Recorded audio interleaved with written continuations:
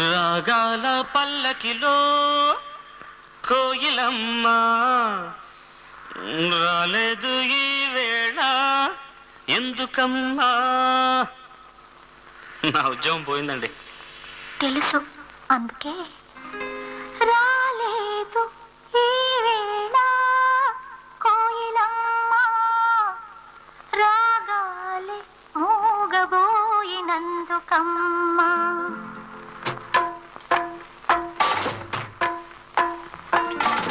రాగాల పల్లకిలో కోయిలమ్మ రాలేదు ఈ వేళ ఎందుకమ్మా.